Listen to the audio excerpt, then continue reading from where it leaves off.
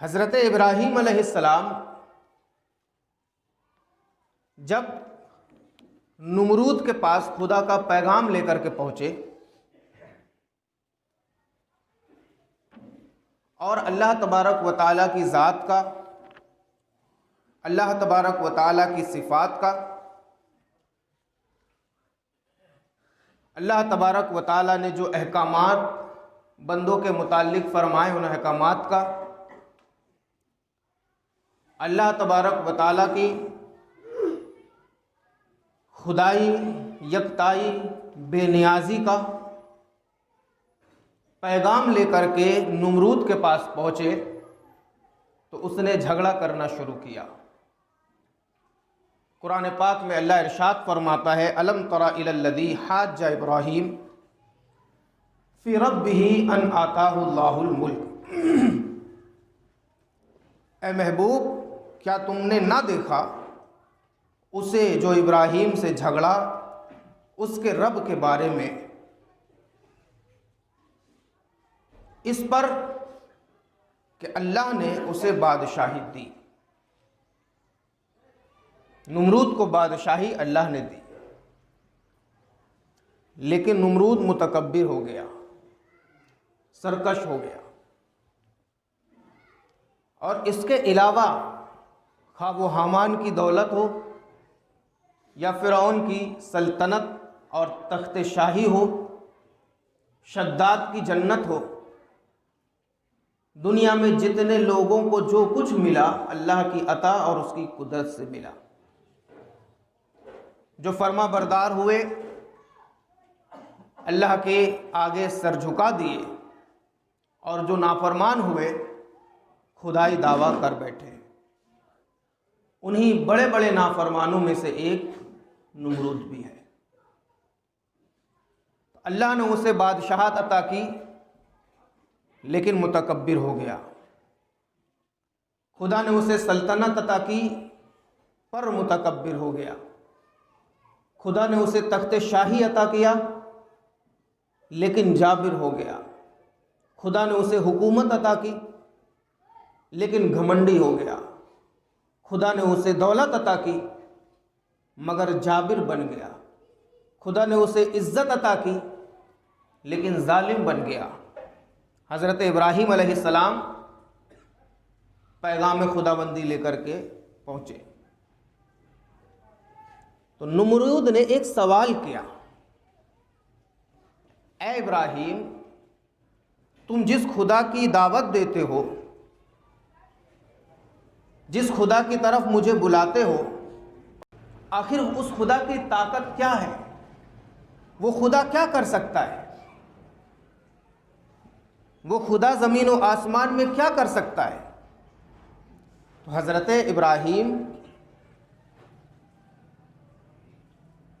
इरशाद फरमाते हैं, मेरा रब वो है युहयी व युमीत, जो ज़िंदगी पैदा करता है और मौत पैदा करता है।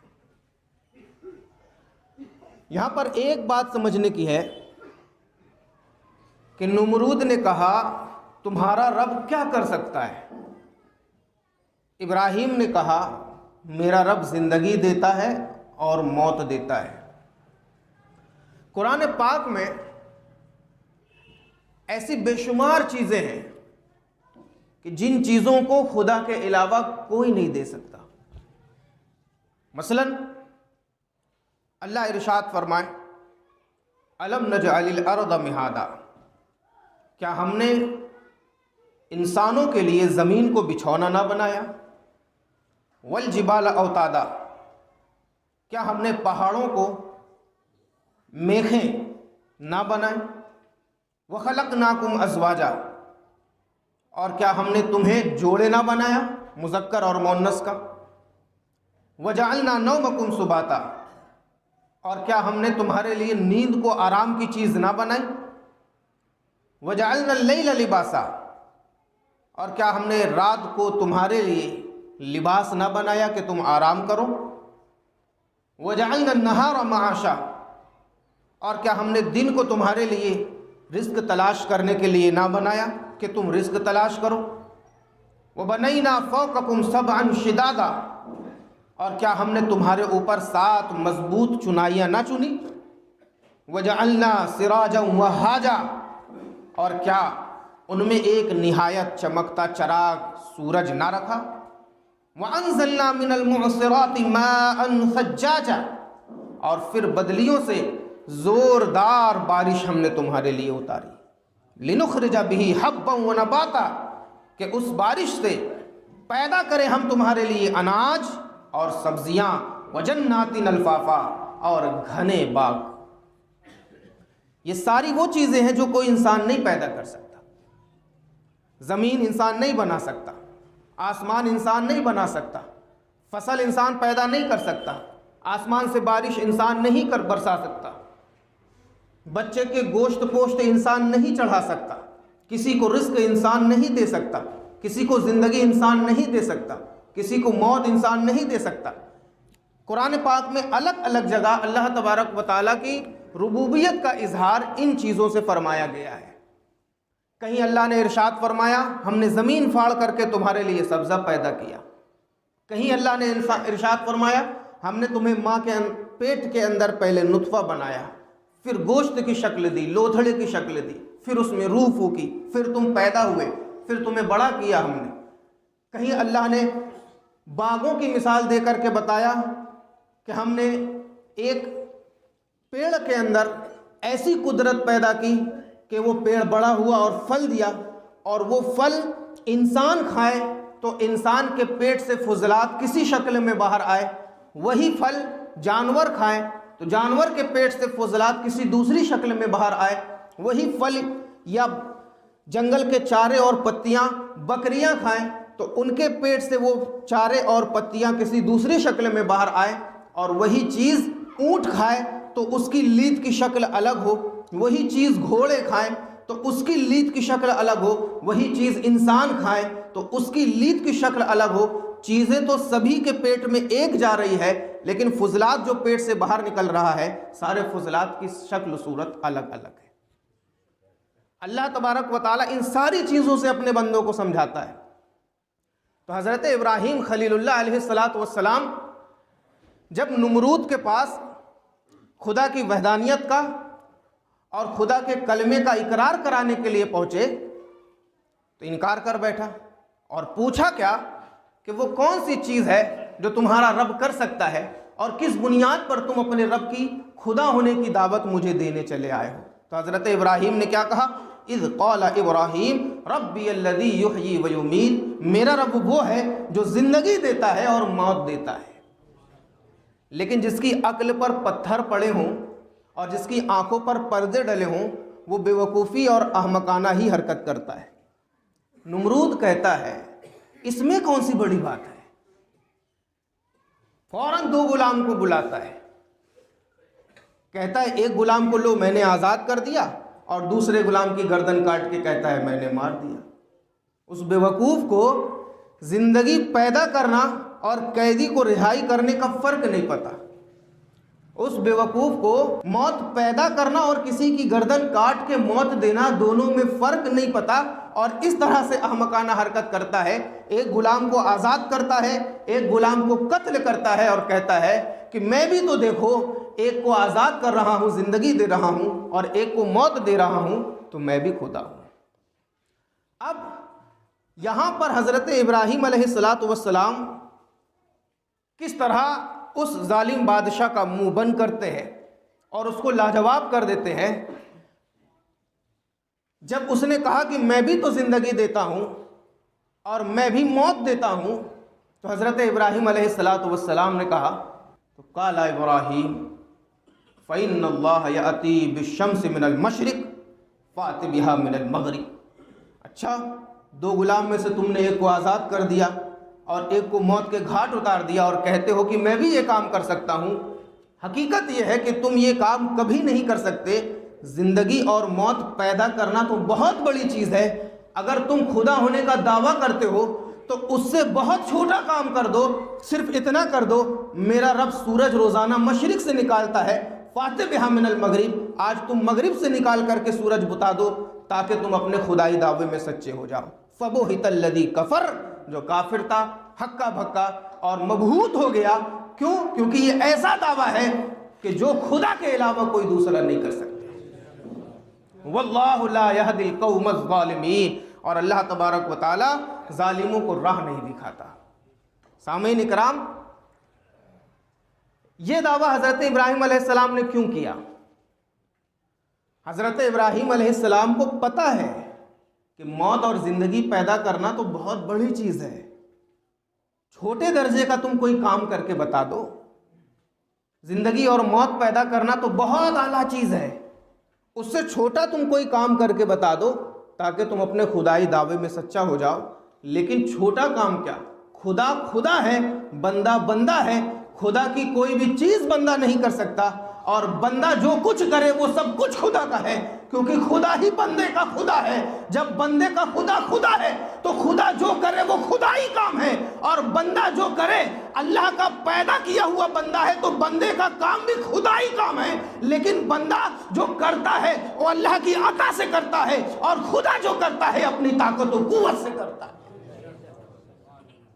मबूत हो गया और कुछ न कर सका। अल्लाह तबारक व तआला के नबी ने उस जालिम का मुंह बंद कर दिया। हजरत उज़ैर अलैहिस्सलाम, बैतुल मक़दिस में एक बादशाह गुजरा है, बुख्त नस्र नाम का, बड़ा जालिम बादशाह था।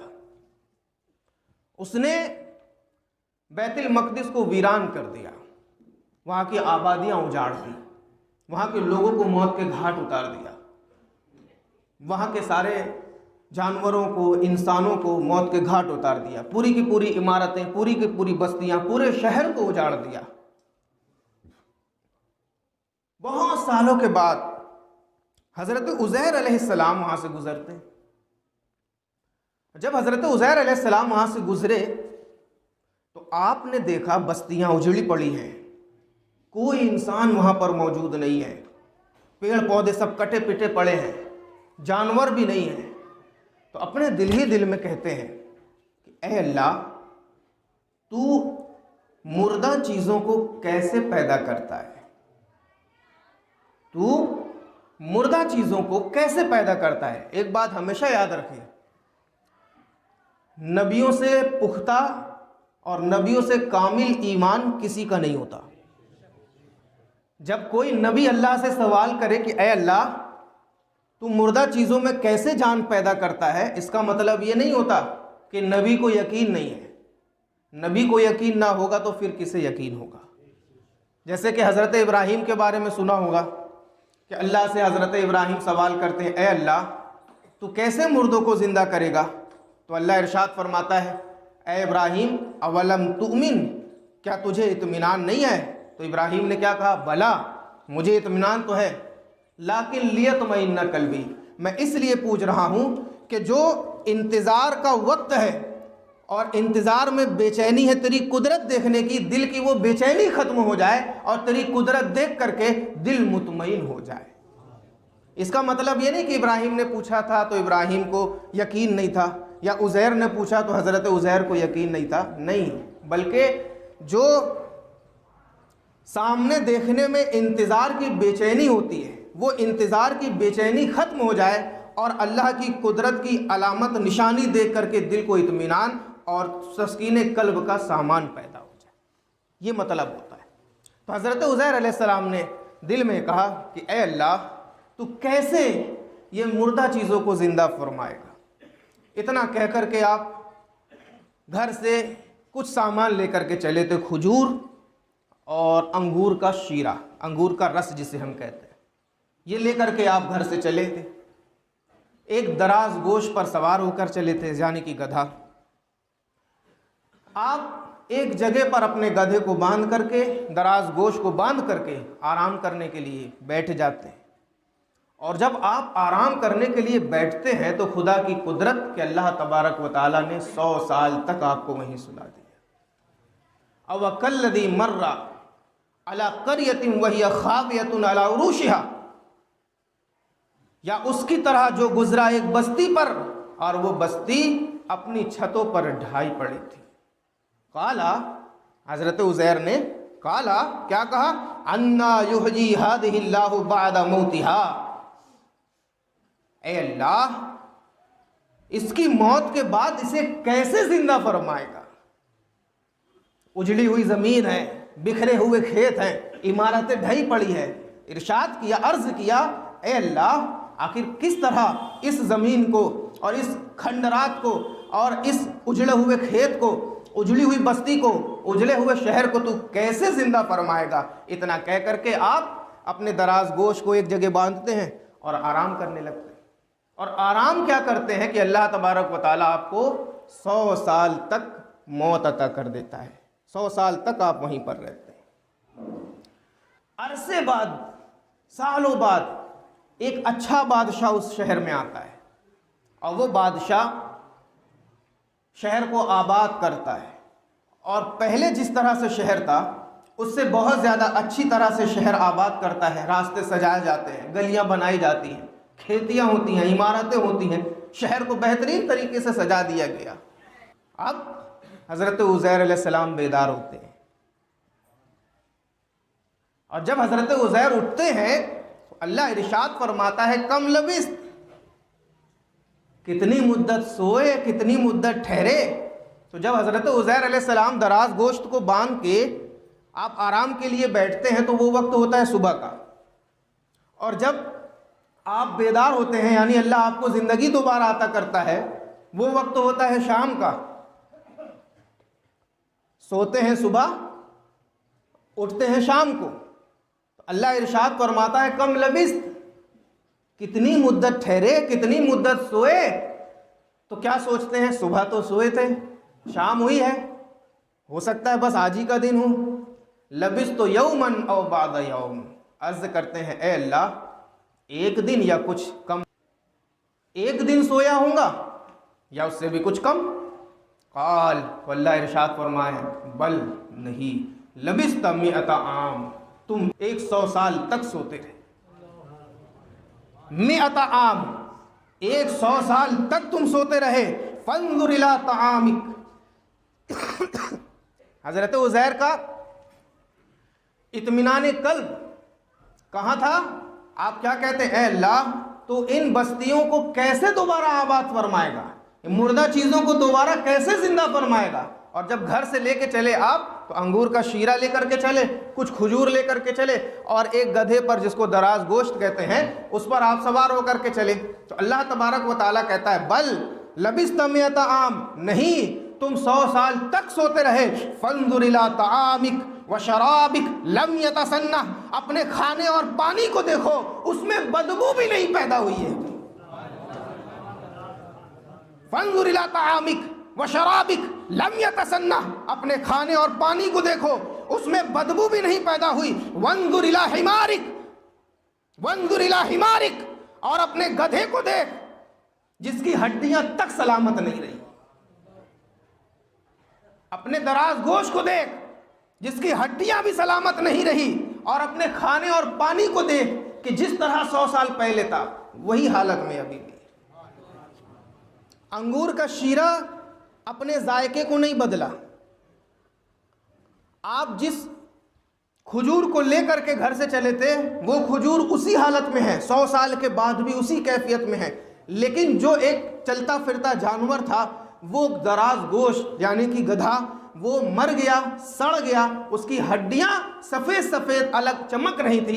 अल्लाह तबारक व तआला कहता है कि फंजुर इला तआमिक व शराबिक लम यतसन्ना, ऐ उज़ैर अपने खाने और पानी को देख, उसमें बदबू भी नहीं पैदा हुई, और अपने गधे को देख कि उसकी हड्डियां भी सलामत नहीं रही। वलिनजअलका आयतन लिन्नास, और हम तुझे लोगों के लिए इबरत बनाएंगे, निशानी बनाएंगे। वंजुर इलल इज़ाम, वंजुर इलल इज़ाम, और गधे की हड्डियों को देख, कैफ़ नुनशिज़ुहा सुम्मा नक्सुहा लहमा, हम उसे कैसे उठान चढ़ाते हैं और उसके बाद उन हड्डियों पर कैसे गोश्त पहनाते हैं।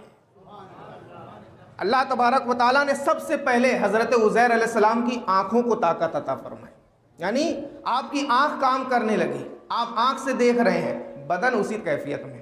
और आँख से देख रहे हैं आप तो कैसा देख रहे हैं कि सबसे पहले गधे की हड्डियां उस पर गोश्त अल्लाह ने चढ़ाया, फिर गोश्त के ऊपर खाल अल्लाह ने चढ़ाया, खाल के ऊपर बाल अल्लाह ने चढ़ाया, और अल्लाह ने हुक्म दिया खड़ा हो जा। वो दराज गोश्त अल्लाह के नाम से खड़ा हो गया और आवाज़ करने लगा, जो एक दराज गोश्त के आवाज़ करने का अंदाज होता है। जब इतना सब हज़रत उज़ैर ने देख लिया तो आखिर में फलम्मा तबय्यन लह, उज़ैर के सामने जब हकीकत आश्कारा हो गई और वाज़े हो गई तो काल आलम अन्नल्लाह अला कुल्ली शैइन कदीर, ए अल्लाह मैं गवाही देता हूँ और मुझे पता है कि तू हर चीज़ पर कादिर है।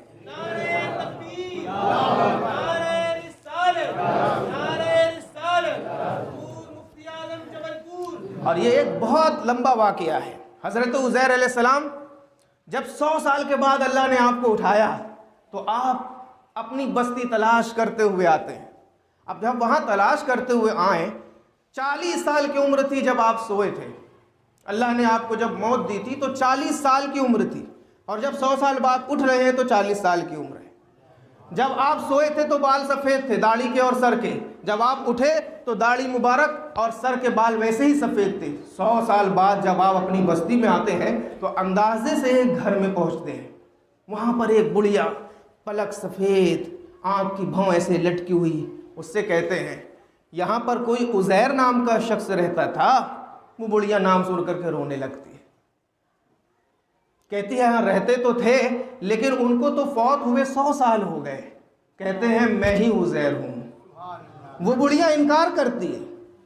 बुढ़िया कहती है आप कैसे उज़ैर हो सकते हो, उन्हें तो फौत हुए 100 साल हो गए। कहते हैं बुढ़िया से मैं ही उज़ैर हूँ। बुढ़िया कहती है कि अगर तुम उज़ैर हो तो उज़ैर अल्लाह की बारगाह में जो दुआ करते थे वो दुआ अल्लाह कबूल करता था। मेरी बीनाई के लिए दुआ करो कि जो मेरी आँख चली गई है मेरी आँख वापस आ जाए। अगर आँख वापस आई, मैंने तुम्हें देख लिया तो मैं फिर ऐलान कर दूंगी कि तुम उज़ैर हो। अल्लाह तबारक व तआला का ये पैगम्बर अल्लाह की बारगाह में हाथ उठाता है, जैसे ही अल्लाह से दुआ करता है ये नाबीना बुढ़िया की आँख फिर बीना हो जाती है।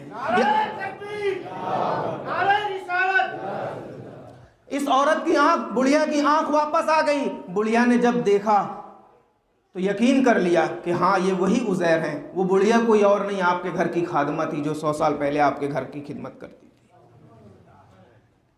अब जब देखा उस बुढ़िया ने कहा हाँ आप ही उज़ैर हैं, तो हज़रत उज़ैर अलैहिस्सलाम ने कहा कि हाँ मैं ही उज़ैर हूँ। बुढ़िया आपको लेकर के एक मजलिस में जाने की कोशिश करती है, जिस मजलिस में शहर के सारे लोग इकट्ठा होते हैं, मगर वो बुढ़िया पैरों से भी कमज़ोर होती है।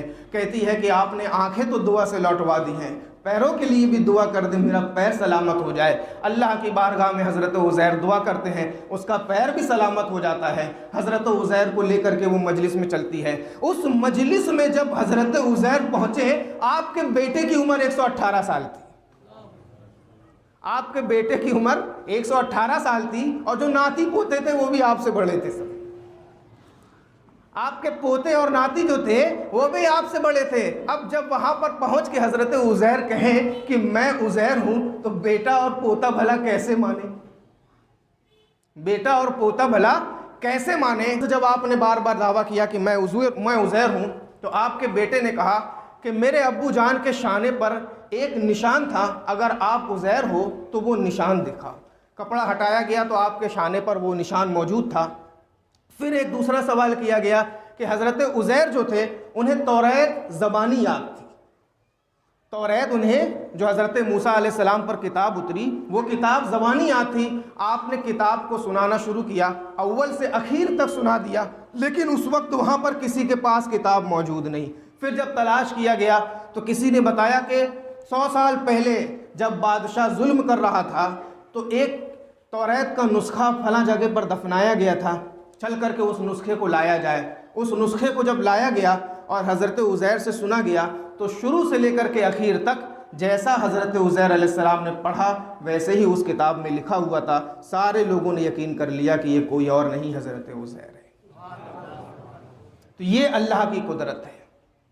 इस तरह अल्लाह तबारक व तआला अपने बंदों को पैगाम पहुंचाता है कि कि बताओ, बेटा बाप से बढ़ गया 4 गुना और बाप उसी उम्र का है, पोते उम्र से दादा से ज़्यादा बढ़ गए और दादा उसी उम्र का है। तो अल्लाह ऐसे मुर्दों को ज़िंदा करता है। कोई समंदर में मर गया तो ये ना सोचे कि हम समंदर में मर गए तो हिसाब व किताब कहाँ होगा। किसी को दरिंदों ने खा गया तो ये ना सोचे कि हम दरिंदे के पेट में है तो हिसाब व किताब कहाँ होगा। किसी को मछली निकल गई तो ये ना सोचे हम मछली के पेट में है, हिसाब व किताब कहाँ होगा। किसी को दरिंदे जानवर नोच खाए तो ये ना सोचे कि हम तो दरिंदे जानवरों के पेट में है, हिसाब व किताब कहाँ होगा।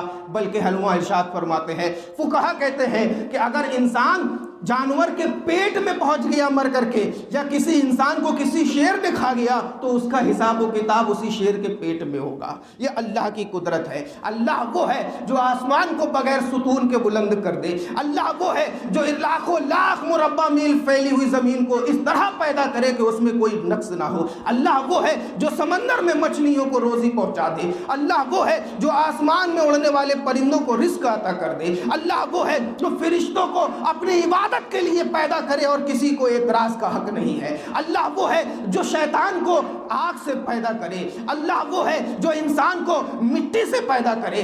अल्लाह वो है जो जिनों को आग से पैदा करे। अल्लाह वो है आदम को मिट्टी से पैदा करके तमाम फरिश्तों को हुक्म दे कि मेरे बंदे आदम को सजदा करो। अल्लाह वो है जिसकी तख्लीक में किसी को एतराज का हक नहीं। अल्लाह वो है जिसके मालिक होने में किसी को एतराज का हक नहीं। अल्लाह वो है जिसके खालिक होने में किसी को एतराज का हक नहीं। अल्लाह वो है जिसने जन्नत बनाई और जन्नत की रानाइयाँ हमारे लिए बनाई और कहा कि ये काम करोगे तो जन्नत में जाओगे। अल्लाह वो है जिसने जहन्नम पैदा किया और जहन्नम के अजाब को बना करके हमसे कहा कि इस काम से बचो वरना तुम्हें जहन्नम में डाल दिया जाएगा। अल्लाह वो है जो पहाड़ पर रहने वाली मखलूक को रिस्क दे दे। अल्लाह वो है जो समंदर में रहने वाली मछलियों को रिस्क दे दे। अल्लाह वो है जो रेंगने वाले जानवरों को रिस्क दे दे। अल्लाह वो है जो रेंगने वाले कीड़ों को रिस्क दे दे। अरे ये तो बहुत बड़ी चीज है। अल्लाह वो है जो पहाड़ की चोटी पर तन्हा चलने वाली चींटियों के पेट में भी रिस्क पहुंचा दे। तो लोगों, अल्लाह वो है जो हमारे लिए रिस्क हमारे घर तक पहुंचाए, तो हमें भी वो करना चाहिए जो अल्लाह हमसे तलब फरमाए। और अल्लाह हमसे तलब ये करता है, हमने अपने बंदों को जिंदगी इसलिए दी कि वो सांस ले अल्लाह के नाम पर, मौत ले अल्लाह के नाम पर, इसलिए हमको ज़िंदगी अता की गई। और नबियों ने हमें बिल्कुल इसी तरह बताया। इसी तरह हज़रत इब्राहीम अलैहिस्सलाम का एक वाक़या है, अब बेशुमार अंबिया इकराम का वाक़या है। इंशाअल्लाह ये तसलसल चल पड़ा है, आइंदा भी इस कड़ी में बात होगी। अल्लाह तबारक व तआला हम सभी को हिदायत अता करे। अस्सलामु अलैकुम व रहमतुल्लाहि व बरकातुहू।